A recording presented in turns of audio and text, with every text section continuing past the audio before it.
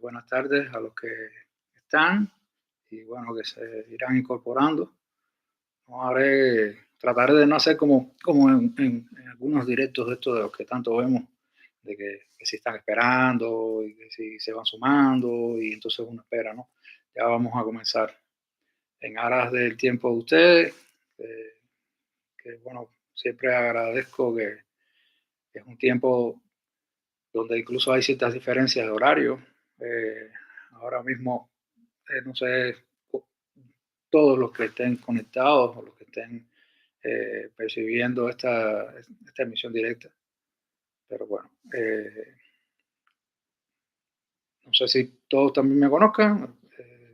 Soy Frenzy Fernández Rosales y bueno, desde hace un tiempo me he dedicado a lo que viene siendo la enseñanza dentro de las artes, la enseñanza de la historia del arte y también todo esto compaginado con lo que es la investigación, con lo que es la curaduría y, bueno, la enseñanza en diferentes niveles. Me ha encantado trabajar con niños, también he trabajado a niveles medios, con adolescentes, niveles superiores, eh, tanto en academias de arte, en este caso, o universidades. Eh, Hay un propósito hoy que es eminentemente introductorio. Eh, yo trataré dentro de lo posible, pues estábamos tratando de montar una estructura un tanto mejor en cuanto a la posibilidad de disponer, compartir diferentes medios y bueno, ha sido un proceso donde las tecnologías no siempre acompañan. Lo estamos haciendo desde el canal de Francis Scope que teníamos de hace un tiempo habilitado y bueno, ahora en estos momentos lo estamos aprovechando porque existen otros canales cada vez incluso más flexibles, más intuitivos, como se les dice, como puede ser Zoom, cosas así. Y estamos tratando de crear los mecanismos para que en una emisión en directo desde lo que es YouTube podamos contar con las mismas posibilidades técnicas de compartir video, compartir sonido, compartir imágenes, compartir determinados documentos y que sea un tanto más multimedia, más ameno en ese aspecto. Pero esto comprenderá lo que viene siendo el lapso de un curso y es un curso nuevo, aunque tal vez los contenidos no sean tan nuevos para algunos. La idea a veces no es descubrir, porque me parece una gran arrogancia a veces cuando nosotros como seres humanos decimos hemos descubierto algo y realmente las cosas han estado ahí. Sencillamente no hemos tenido ni las herramientas, ni la percepción, ni el momento histórico, ni ser proclive a darnos cuenta de qué fenómenos son los que nos rodean o los que nos afectan o dentro de los que estamos inmersos. O sea, a veces los descubrimientos no son tales. Así también nos propondremos de este modo probablemente el curso, que es un curso donde lo que queremos es revisar y entrar en, en esa suerte de revisión sobre los conceptos que han venido configurando o definiendo o desdefiniendo, poniendo en crisis, los llamados estilos. Hay una confusión total, lo he visto incluso en cosas que tienen que ver con especialistas de las artes que confunden el sentido de lo que viene siendo una tendencia, una subtendencia, un movimiento, un estilo. A veces incluso hay una indefinición o un desconocimiento, de nuevo, valga la redundancia, sobre lo que es los elementos caracterizadores de lo que han sido los estilos históricos y lo que vienen siendo los elementos caracterizadores de lo que son las tendencias artísticas o las corrientes artísticas. Hay cosas que ahí oscilan y que pueden ser discutibles y eso es lo interesante. Podemos establecer una discusión. En este momento, muy de una manera primitiva, tenemos un chat y ese chat todos están invitados a escribir, eh, eh, poner ideas, que esas ideas siempre van a ser una retroalimentación, un feedback, no solo para mí, sino para todos, ¿no? Porque considero que en un proceso de aprendizaje no hay un sentido unidireccional, aunque desgraciadamente en esta emisión el directo está saliendo de mí hacia quienes estén frente a mí a través de estas pantallas y eso rompe un poco lo que es la comunicación.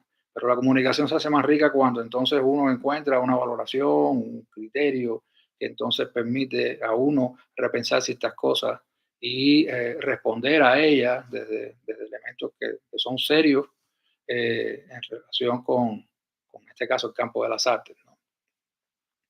Yo eh, estudié artes visuales en un momento determinado, de ahí poco a poco fui derivando a lo que viene siendo la pedagogía de las artes y bueno, como decía al principio, todo esto lo fui llevando, lo fui desarrollando, alimentando en paralelo. Vine casi que de la nada y me alegra ver artistas y ver gente que son gestores dentro del arte, como curadores o como críticos de arte, como organizadores productivos dentro del campo de las artes, que vienen de contextos que no les tocaba, vamos a decir, ¿no? Que no son los campos sensu stricto relacionados con lo que viene siendo la formación de un especialista de arte. Eh, la experiencia y también, por supuesto, el campo académico, aunque soy un tanto crítico en relación con esa suerte de inercia, abulia que a veces se da dentro del campo de la investigación académica, eh, no tienen de todo que ver conmigo. O sea, he ido más a lo que vienen siendo los aspectos prácticos y estos aspectos prácticos son los que nos han permitido, yo inmerso dentro de un conjunto de artistas durante años, poder hacer una serie de eventos artísticos que son de corte investigativo, o sea, no dentro del campo de lo que viene siendo la comercialización, ni lo que viene siendo la inserción de obras en plan de una promoción dentro de circuitos llamados legitimadores, ni nada, sino más bien de investigación, de ensayos, de experimentos. Y esto creo que es para mí muy consustancial respecto a la naturaleza completa del arte. Lo digo porque hoy vivimos una suerte de momento muy pedestre, muy donde cada vez se evidencian más determinadas crueldades de la vida cotidiana y esto también influye en todos los otros campos de la cultura. Cuando digo campos de la cultura, no malinterpretemos las cosas. La cultura no es el arte. La cultura es una sombrilla mucho más compleja que implica todo lo que ha sido extensión o consecuencia del conocimiento del ser humano. Por lo tanto, un médico o todo lo que viene siendo el campo clínico es uno de los campos más importantes de la evolución cultural del ser humano. De lo contrario, muchos de nosotros hoy por hoy no estuviéramos vivos acá, hablando de lo más reciente que hemos estado pasando, que viene siendo todo este periodo pandémico y mal llamado pospandémico, porque eh, todo es muy incierto y muy relativo, ¿no? Pero precisamente el campo de las ciencias, el campo de las ciencias aplicadas a la medicina han sido campos que en su imbricación y en su proceso de investigación y de experimentación, precisamente lo que han hecho es elevar supuestamente el conocimiento del ser humano en torno a nosotros, dentro de este mundo que vivimos, y esto nos eleva desde ese campo en el sentido de lo cultural. Así también sucede dentro del campo de la culinaria.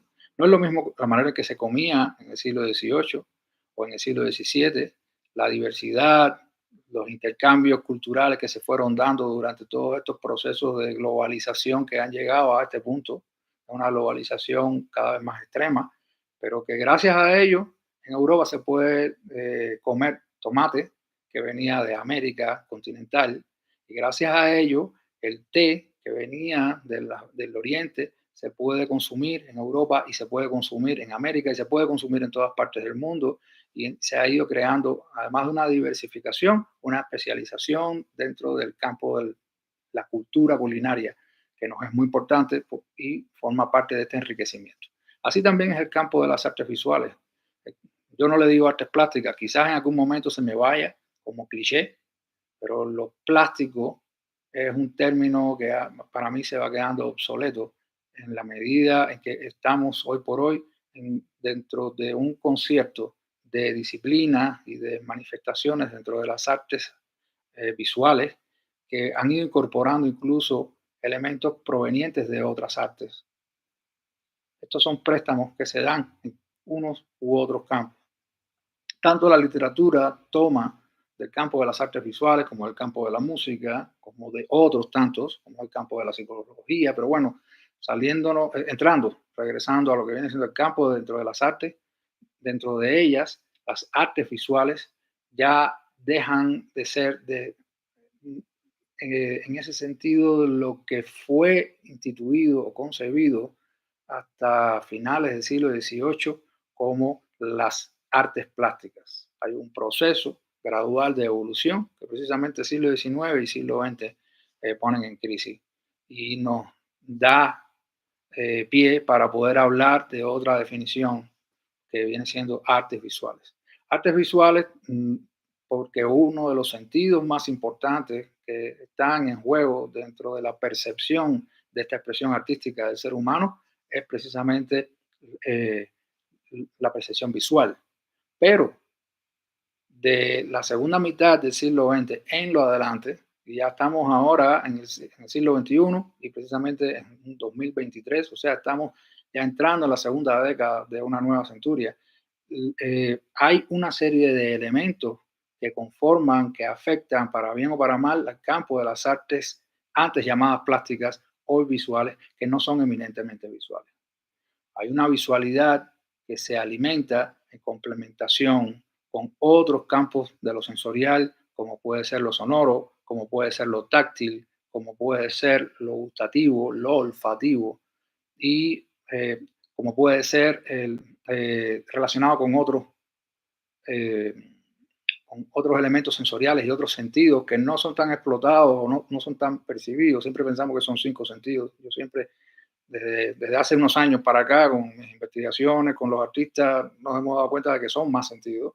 Hay quienes hablan de 14, 12, pero hay más, como el sentido del equilibrio, el sentido térmico, el sentido de la temperatura, cosas así, ¿no?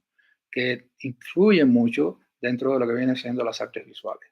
No por gusto, entonces, o gracias a eso, también existen ensayos interesantes dentro de la performance, hoy por hoy, dentro de lo que viene siendo la inmersión digital, dentro de lo que viene siendo el arte cinético, solo por poner ejemplos. O sea, ejemplos de arte contemporáneo que vienen a darse sobre todo desde los años 60 del pasado siglo XX hasta hoy. Digo todo esto aparentemente como que se va, pero no se va. Al contrario, es un poco para entrar dentro de esta gran alfombra o de esta gran sombrilla que yo estaba hablando que tiene que ver con la cultura. Dentro de la cultura está entonces el arte y dentro del arte están las artes visuales que no son eminentemente visuales. Incluso tan es así que muchos de los elementos que al parecer llamaban la atención a artistas como Miguel Ángel era esa suerte de misterio, una percepción interior y que puede tener connotaciones místicas también, pero cuando él tenía una relación con los materiales, en este caso con esa maestría con la que lograba calar en el mármol y ver o percibir que ahí había la posibilidad de desarrollo de una obra, estaban interviniendo otros elementos que no son traducibles, pero que forman parte a lo mejor de una intuición, tal vez, quizás, de una intuición. Una intuición no tiene que ver con el instinto, se ha confundido mucho lo intuitivo con lo instintivo. La intuición es un saber captar, saber percibir determinadas cosas a partir de un conocimiento previo que ya no se necesita estar mostrándolo, ni aupando, ni enseñando con bombos y platillos. Ya está en sangre, como se pudiera decir. Y hay artistas que ya metabolizan tanto los conocimientos que les van a caracterizar dentro de sus procesos creativos, al punto que sin poder ser explicado y sin explicarlo, adquieren una capacidad para entender la creatividad en esos momentos de un modo que les permita percibir esto que van a crear de una manera donde están implícitos todos estos elementos sensoriales y estos elementos cognitivos que yo estaba hablando, y no son solo visuales. Incluso en los procesos, vamos a decir, inspiradores. La inspiración, vamos a utilizarla como el término que nos ayuda a crear, ¿no? Que nos impulsa, viene siendo el trigger, el gatillo que nos hace dispararnos a nosotros desde un punto de vista creativo. A veces no proviene dentro de la misma percepción de la visualidad, proviene de otros campos. Proviene a lo mejor de un olor mientras uno está caminando, proviene a lo mejor de un hecho que ha sucedido y que solo uno lo escuchó. Y esto a lo mejor entonces ayuda a incorporar otros elementos que el ser creativo procesa de un modo y hace posible, junto con otros componentes, un proceso artístico. Eh, Todos estos elementos forman parte de esa necesidad expresiva del ser humano. Y esa necesidad expresiva del ser humano, eh, hoy por hoy, se hace muy acelerada, se torna muy rápida, casi que los tiempos no son tiempos, son sucesos, son instantes respecto a otros momentos históricos que desgraciadamente no hemos vivido, o al menos conscientemente no hemos vivido, biológicamente no hemos vivido. Los tiempos históricos anteriores tenían otros procesos y dentro de esos procesos, esas expresiones artísticas, esas claves creativas que propiciaban una creación de un tipo y no de otra, establecían ciertas invariantes, ciertos elementos que con el estudio, tiempo posterior, de estas expresiones del arte, uno puede darse cuenta entonces que hay ciertos patrones, que no son errores, no son accidentes, no son hechos aislados, son determinados elementos que se van repitiendo, sea tanto desde un punto de vista discursivo, como desde un punto de vista filosófico, como desde un punto de vista estético, como desde un punto de vista de lo que nosotros le decimos formal, o de las bases de contenido que están trazando en esos momentos históricos determinados intereses. Esos intereses vistos de ese modo, o sea, como una suerte de invariantes, patrones que se dan, que permiten a uno en el estudio de las expresiones del arte decir, aquí está sucediendo tal fenómeno, aquí está sucediendo tal fenómeno que es similar a este también es análogo a este, y así se van dando una concatenación de fenómenos o de fenómenos que se están dando casi en paralelo y que uno dice, ¿por qué se están dando de este modo y no de otros? Son los que nos permiten a nosotros, lo estoy tratando de decir de un modo bastante sencillo, es más complejo, son los que nos permiten a nosotros hablar de los llamados estilos.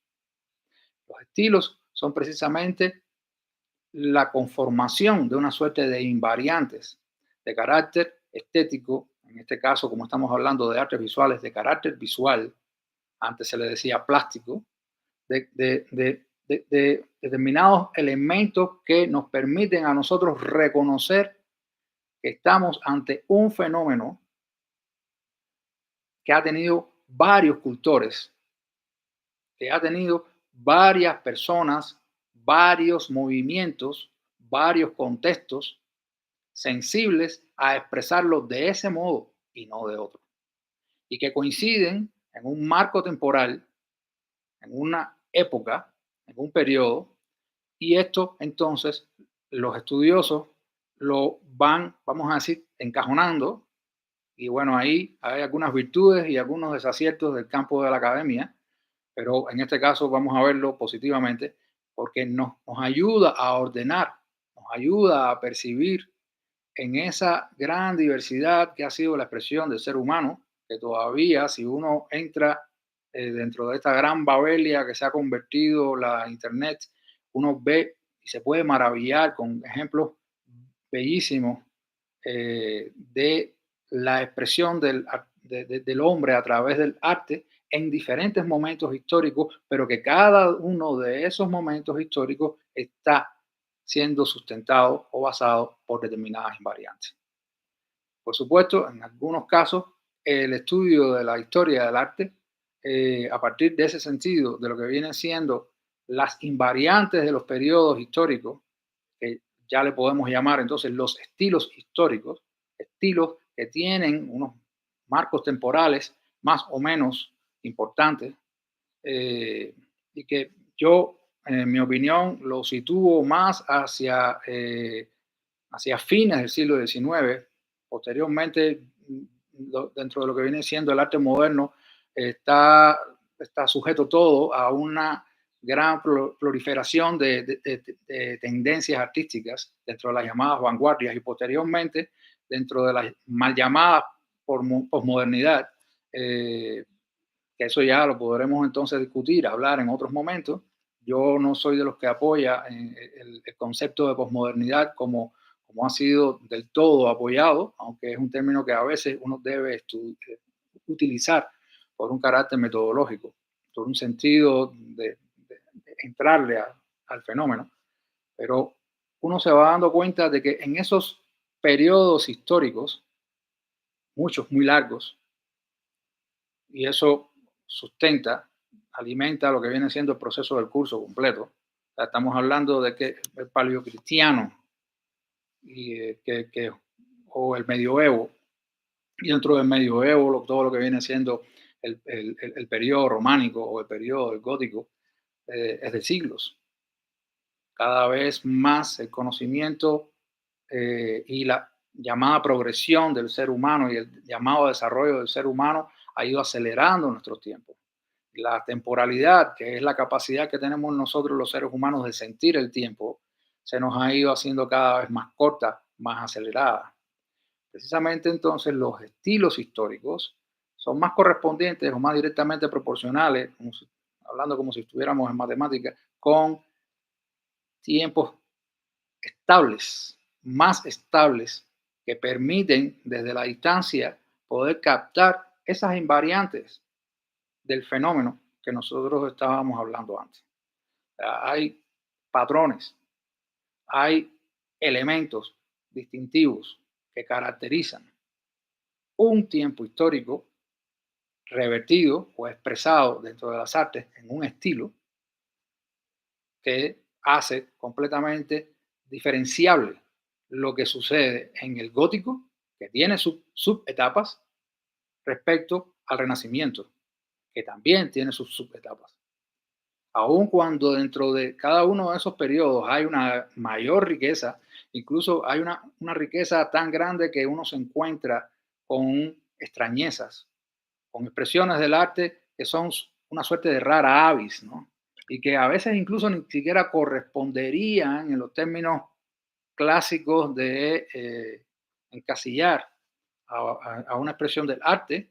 De todas maneras, nosotros como especialistas dentro de las artes tenemos el deber de estudiar, de ver en qué medida estas expresiones del arte raras, extrañas, como un poco fuera del contexto, eh, siguen siendo o siguen respirando ese espíritu epocal.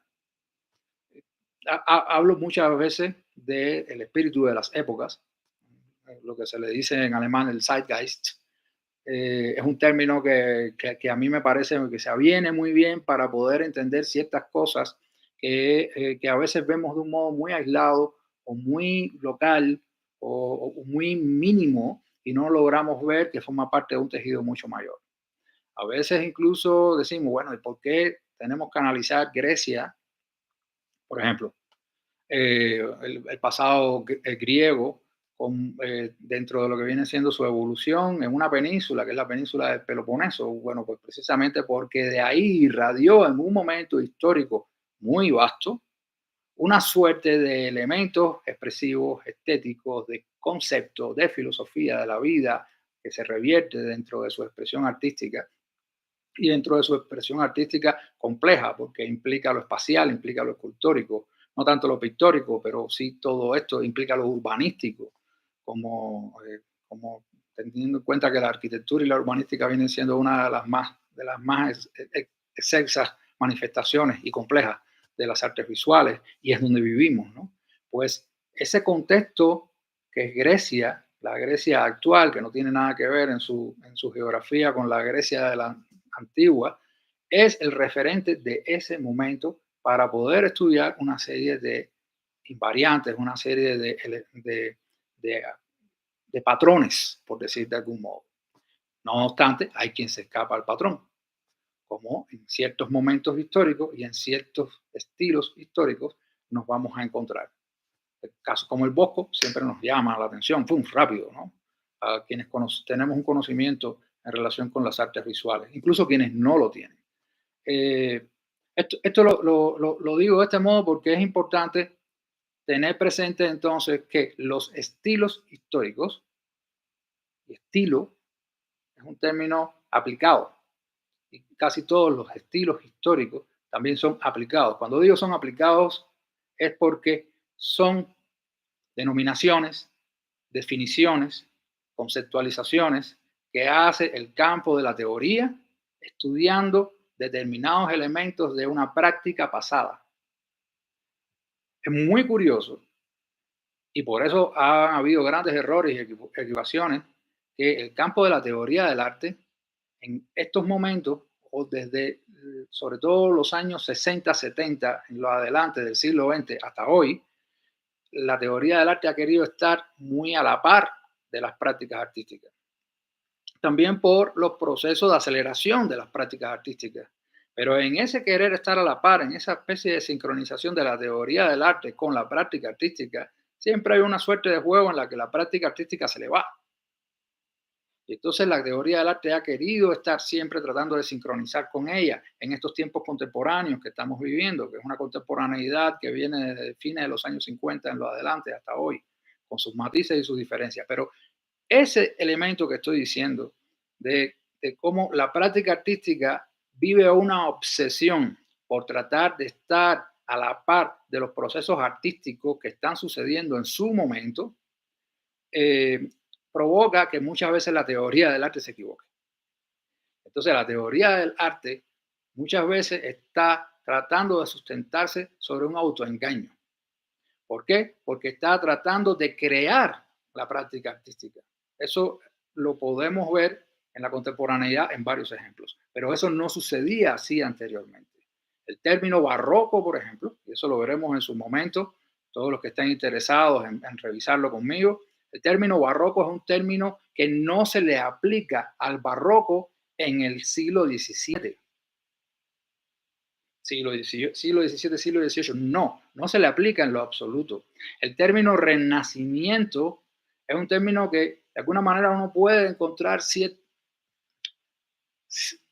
atisbos dentro de las concepciones de Vasari, que estaba observador participante del fenómeno del Renacimiento, pero el concepto renacentista, el concepto barroco, como el concepto impresionista, son conceptualizados, valga esta redundancia también, posteriormente.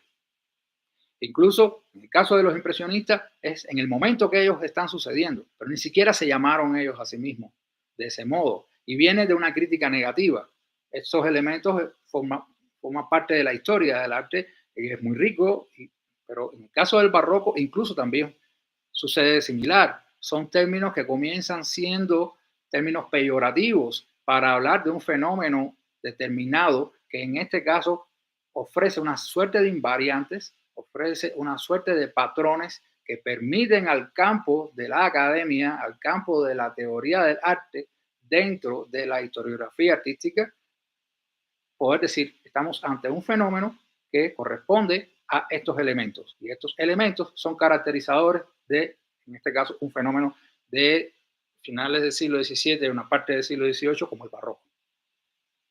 O sea, lo que quiero decir es que estamos viviendo con conceptualizaciones que se han hecho en muchos sentidos posteriormente. De hecho, la disciplina de lo que viene siendo la academia es algo que surge a finales del siglo XVIII, principios del siglo XIX. En América Latina o en Hispanoamérica sobre todo es un fenómeno de principio del siglo XIX. Consecuencia de la ilustración, es consecuencia de la institucionalización de las artes de un modo diferente. La academia como término, aunque viene recuperando toda la idea del pasado grecorromano por una impronta neoclásica que abre al siglo XIX de un modo diferente, es una percepción en función de cómo organizar las artes. No existía hasta ese momento el concepto exacto que nosotros podemos tener hoy de lo que vienen siendo las formas, las bellas artes dentro de lo que vienen siendo las artes del tiempo u otro tipo de artes, ¿no? O sea, por ejemplo, las artes del tiempo que tienen que ver con la expresión escénica, con lo que viene siendo el ballet, lo que viene siendo el teatro, o las artes visuales dentro de lo que viene siendo la arquitectura, la escultura, la pintura, que forman parte de las bellas artes. Y la literatura de pronto como que la sacan y por eso a veces tenemos ese gran error de decir, no, yo no soy artista, yo soy escritor. Sorry, para mí, cuando un escritor se expresa con toda la potencia y las características propias de lo que vienen siendo calar al ser humano, simbrarlo, hacerlo estremecerse, ahí estamos hablando de un proceso creativo artístico. El arte es algo mucho más vasto y dentro de él entonces existen todos estos caminos expresivos, ¿no? Y estos caminos expresivos en el siglo XIX, sobre todo comienzo del siglo XIX, con esa institucionalización de las artes, empieza a ser analizado, estudiado, es cuando comienzan precisamente el sentido de los salones, es cuando comienza de un modo mucho más claro para nosotros la concepción moderna de lo que es el coleccionismo, de lo que es el museo. O sea, con todo esto se activan una suerte de disciplinas que no existían de la misma manera anteriormente. El artista es percibido de un modo que ya no es ni el artesano ni aquel que tiene un oficio que viene de la época del medioevo, cerrando el gótico hacia el renacimiento, y que el renacimiento redimensiona y hace ver que el artista es otra cosa y que el sentido ars, que viene siendo la capacidad expresiva, creativa, con una connotación mística, porque nos acerca a ese sentido de la creación como demiurgos, donde el concepto ars, que viene del pasado grecorromano también, y que es un revival, por decirlo de alguna manera, es una reivindicación dentro del estilo histórico llamado Renacimiento, lo que hace es unir la conjunción lo más perfecta posible para ese momento entre lo que es la poiesis y la tesné. La poiesis, la capacidad del decir, la capacidad del controlar el lenguaje, y la tesné, que viene siendo eh, la capacidad desde un punto de vista de las virtudes, en el caso de la poiesis, y la tesné, la capacidad desde el punto de vista de lo instrumental, de las herramientas, esa conjunción entre posibilidades instrumentales con posibilidades virtuosas hace posible entonces la reconceptualización del ars como arte.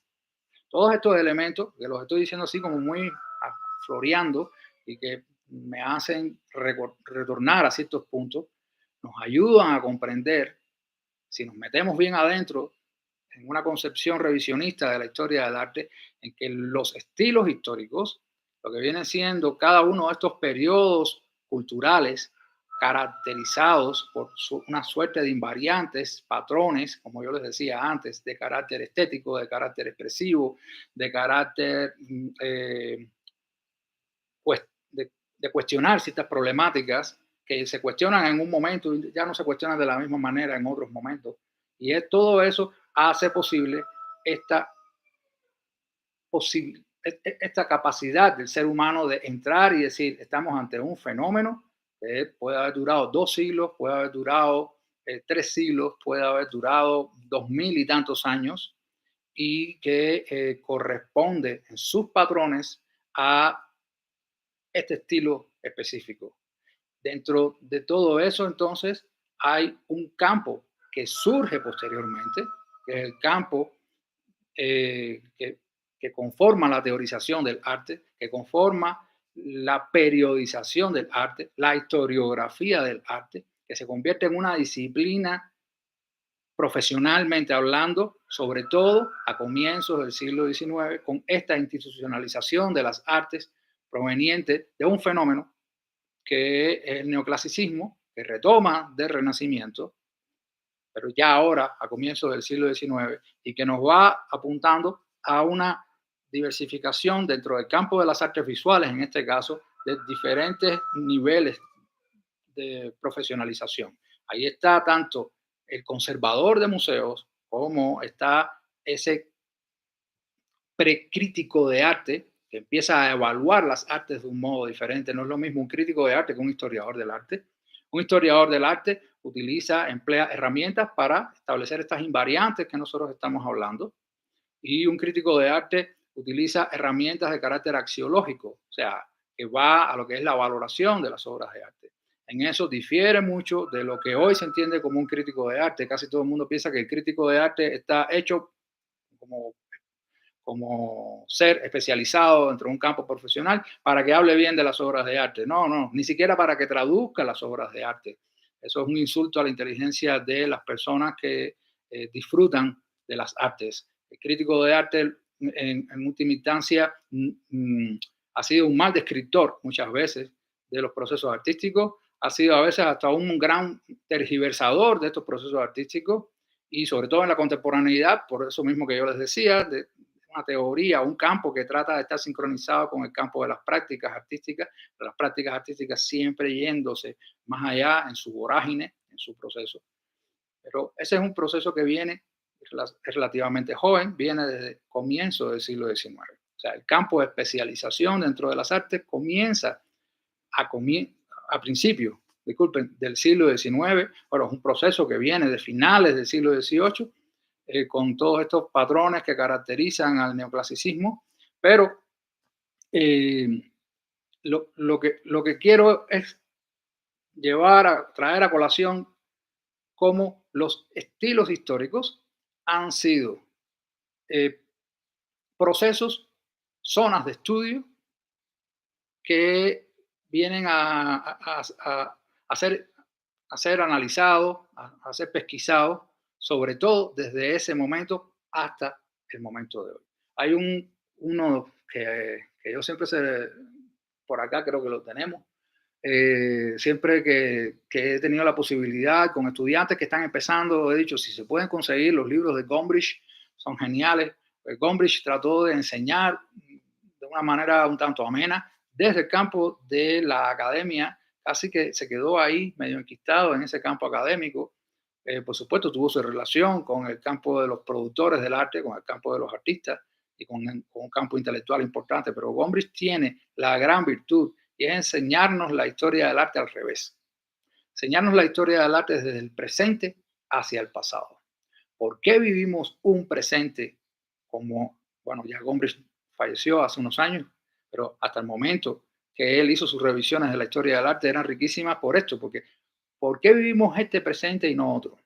Pues vamos a indagar qué hay antes y qué hay antes y qué hay antes, y así ir llegando hacia atrás, hacia ese pasado. O sea, no es una revisión como estamos acostumbrados. A mí particularmente me costaría mucho trabajo una perspectiva como la de Gombrich, pero me encanta.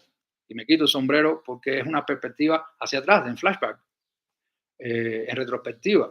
Pero en el caso normal, lo que hacemos es analizar el arte en un sentido histórico, ¿no? Desde el pasado hasta el presente, para poder ir comprendiendo, supuestamente comprendiendo, por qué han ido sucediendo estas cosas, cuáles son las bases, cuáles son las influencias, por qué se fue por un camino y no se fue por el otro. Algo, un fenómeno determinado. ¿Por qué un fenómeno civilizatorio, como pueden ser los mayas, de pronto desaparecen dentro de todo un gran misterio hasta hoy? Y qué bueno que forma parte de esta suerte de misterios llamativos, ¿no? Porque los egipcios hicieron una serie de construcciones y que tienen determinadas características O sea, lo que estoy hablando cosas muy por arriba que hasta un niño chiquito se queda, wow, yo quisiera aprender de este tipo de cosas porque alimentan mucho este misterio está infantil, ¿no? Pero lo que estoy queriendo decir es de que en ese pasado hay determinados factores que sucedieron y que uno dice, ¿por qué no sucedió lo otro? Entonces, es ir viendo. ¿Por qué? Estábamos conversándolo acá hace 2 días. ¿Por qué sucedió la reforma, el cisma de la división dentro de la Iglesia Católica Apostólica Romana? El segundo, no el primero. El primero es el cisma con la Iglesia Católica Ortodoxa que domina hacia la zona centro-oriente de Europa. En este caso, estoy hablando del protestantismo en consecuencia y en reacción a el catolicismo imperante luego, precisamente luego del el llamado periodo histórico del Renacimiento, ¿no? Y que viene muy aparejado con el fenómeno del barroco. ¿Por qué se da esto? ¿Por qué se da el luteranismo? Estuvimos conversando un poco de todo esto. ¿Qué factores hay detrás? ¿Qué factores de conveniencia? ¿Qué factores de manipulación? ¿Qué factores de tergiversación? ¿Y qué elementos traen entonces, en consecuencia, también una expresión en un norte europeo respecto a un centro sur europeo? Todos estos elementos son importantes porque nos ayudan a revisar la historia y a no creer en los enfoques que a veces se han dado de un modo muy reduccionista sobre lo que es la historia del arte. Me he encontrado casos, bueno, nos hemos encontrado y a veces hasta son risibles de evaluaciones sobre el impresionismo, que viene siendo uno de los últimos estilos más corto, más acelerado, pero es uno de los últimos estilos históricos y que van cerrando una parte de los tiempos modernos y van anunciando otra parte de los tiempos modernos. Y uno se puede encontrar a veces análisis súper pedestres, súper elementales sobre lo que viene siendo la operación, los procesos internos, los porqués, las bases que sustentaban a los impresionistas y desoyen por completo que las artes visuales son muchas veces una de las expresiones del ser humano más relacionadas con campos de investigación tan complejos y tan aparentemente separados como vienen siendo las ciencias. Tanto lo que sucedió con la renovación del Renacimiento, tanto lo que caracterizará o caracteriza la posible identificación de todo tipo sobre lo que es el llamado periodo histórico renacentista, con sus cambios internos de 400, 500, ¿no? Por ejemplo, o hasta manierismo, pero todos los elementos que conforman en esencia el llamado Renacimiento están muy unidos con una manera de descubrirnos, de una manera de volvernos a hallar, de volvernos a percibir ante un periodo histórico con estilos históricos que marcaron lo contrario de alguna manera, pero que dentro de esos periodos históricos habían ensayos, habían grandes experimentos de una sabiduría que fue saliendo y explota con el Renacimiento. Y esa sabiduría que nosotros hoy vemos y decimos, wow, qué belleza esta obra de arte que estamos teniendo ante nosotros, para muchos de los artistas de su momento no era una obra de arte, era una herramienta de conocimiento científica. Entonces, entramos en zonas un poco relativas, ¿no? O bastante relativas. No podemos percibir a Vermeer de Delft de la manera que se percibió en un momento determinado como un pintor de los Países Bajos que ahí estaba. Vermeer de Delft era un científico también. Lo que pasa es que visto desde otros campos que tienen otras herramientas. Así también sucede con el impresionismo. Uno de los elementos que sustenta el impresionismo en sus bases son los cambios a la percepción visual. Son los cambios de una vida, de una rítmica, de una dinámica dentro de una modernidad que se está anunciando y que el ser humano todavía no está listo para percibir del todo. Pero casi siempre el campo intelectual y dentro de él el campo artístico es más sensible, es como una antena epocal que logra calar determinados procesos que están ahí, están rodeándonos y la sociedad todavía en su adormecimiento normal, que siempre sucede, no logra percibir. Entonces, el campo de las artes visuales es, junto con todos los demás campos del conocimiento y de la cultura del ser humano, un campo para calar, indagar e investigar, y no podemos darle la espalda a esa idea de que entonces las artes visuales en sus conformaciones estilísticas de periodos más o menos cortos de estilos históricos son indicadores del espíritu de una época y que están conectados con todos los demás campos. En esencia, eso viene siendo la razón de ser de este curso. Un curso relacional, un curso donde arte va a estar conectado con ciencia, donde artes visuales, más llamadas plásticas, vamos a conectarla mucho más con lo que viene siendo lo que está sucediendo con la música, lo que está sucediendo con la filosofía, lo que está sucediendo con otros descubrimientos del ser humano en esos momentos, con lo que está sucediendo con la literatura, o sea, con todas las expresiones que forman parte de la necesidad del ser humano de estar vivo. En última instancia, la cultura lo que expresa es esa necesidad que hemos tenido nosotros, los seres humanos, por estar vivos y por ir más allá. Como decía Borges, tratar de ser eternos aún siendo perecederos, ¿no? Entonces, estos elementos son los que caracterizarán al curso. Estos elementos que nos harán revisar los estilos históricos, trataremos de ser lo más crítico posible, creando una plataforma un tanto más eh, interactiva, no esta pantalla que ha ido cambiando con el sol, donde me siento que estoy como dentro de un cuadro impresionista que va cambiando el tiempo encima de mí y, y que nos permita aprender todos. O sea, todo el tiempo que yo imparto algo, no lo estoy impartiendo y ya, sino lo estoy impartiendo para yo aprender. A veces aprendo mucho con los feedback que se me dan, se me ocurren cosas, se ocurren cosas, se les ocurren cosas a quienes están participando en todos estos procesos y esas cosas son bellas, forman parte precisamente de estos procesos creativos. Y bueno, esa es la idea que traigo a colación con la introducción, en este caso muy sobria, muy mesurada, en torno a lo que va a ser este curso de estilos históricos y arte visto desde un punto de vista relacional. Queda abierto el canal para todos los que quieran escribir, todos los que se quieran comunicar y los que quieran entonces replicar esto. Eh, Queremos hacer una suerte de encuentros. Déjenme un momento revisar acá. Lo tengo por aquí. Estoy con una sola pantalla. Me disculpan. Voy un momento a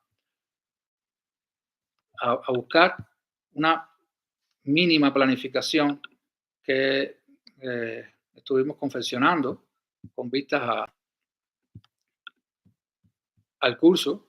O sea, es un curso que tendrá varios encuentros, es un curso relativamente largo, con la posibilidad de trabajar sobre todo desde lo que viene siendo el arte medieval, pasando por lo que es la etapa moderna, que comienza con el Renacimiento, dentro del arte medieval, todo lo que es el periodo paleocristiano, el arte bizantino, el estilo románico y el gótico, y todo lo que viene siendo la parte del Renacimiento que comprende desde el Trecento, que es una suerte de transición del gótico o un pre-renacimiento hacia el Renacimiento más conocido, 400 y 500, todas las manifestaciones que suceden fuera de su punto mayor de énfasis, que fue Italia, y el manierismo como puente hacia el barroco, que tiene también diferencias.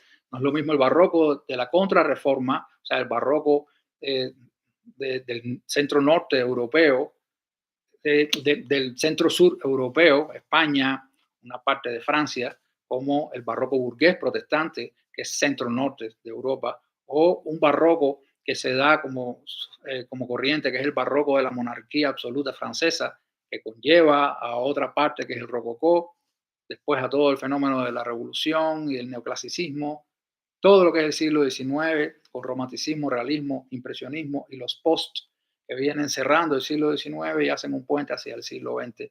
Todos estos elementos van a caracterizar esta percepción o esta aproximación a lo que son los estilos históricos, hasta llegar al Art Nouveau, Art Crafts, y por supuesto, aquí hacemos un corte por una cuestión metodológica, por una cuestión conceptual, porque cambia mucho también de lo que vienen siendo los estilos históricos hacia lo que vienen siendo las llamadas, a veces más llamadas vanguardias artísticas del siglo XX, dentro de la cual uno puede decir, el estilo de fulano o el estilo de mengano, pero ya son estilos personales, ya no son, aunque hay invariantes que conforman las tendencias, ya no son estilos como nosotros podemos hablar de estos estilos históricos a los que hacía referencia anteriormente.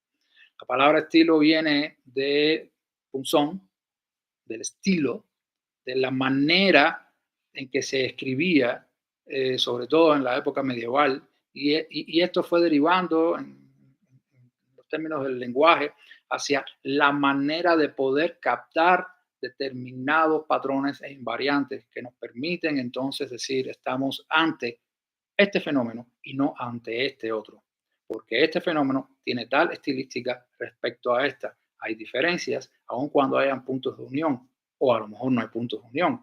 Hay por ejemplo, una capacidad muy evidente de discernir entre lo que puede ser el impresionismo y lo que puede ser el, el realismo. Hay una gran diferencia en ese sentido. ¿Por qué? Porque en sus patrones, en sus conceptos, en sus cuestionamientos, en sus intereses indagatorios, en lo que experimentaron, hay diferencias. Todos estos elementos son los que van a ayudarnos a conformar el curso para todos los que estén interesados en participar. Entonces, a partir de acá podemos establecer una comunicación sin ningún tipo de problema en función de hacer más progresivo el curso. Vamos a tener, pensábamos entre 1 o 2 encuentros semanales, de acuerdo a la dinámica, o sea, siempre llevarlo a un consenso con los que están interesados y, bueno, crear todos los mecanismos de participación del curso, de matriculación del curso y, por supuesto, a partir de esta introducción, este primer encuentro, entonces crearlo con una serie de elementos que nos ayuden como medios didácticos para poder entrar más en los fenómenos de los que hoy estuve hablando de una manera introductoria. Así, entonces, quiero no despedirme, sino dejarlo en stand-by, dejarlo en pausa, con la idea de que todos nos quedemos pensando y podamos replicar y podamos aumentar este interés por analizar un tipo de curso que sea de problematización, de cuestionamiento y de no creer mucho eh, y ser crítico o revisionista con determinadas cosas de la historia del arte que nos han ido enseñando y que todavía está sujeta a muchas revisiones y a muchas cosas. Muchas gracias a los que han estado ahí estoicamente ante una cámara viéndome con estos rayos de luz cambiando y solo eso y escuchándome. Nuevamente muchas gracias.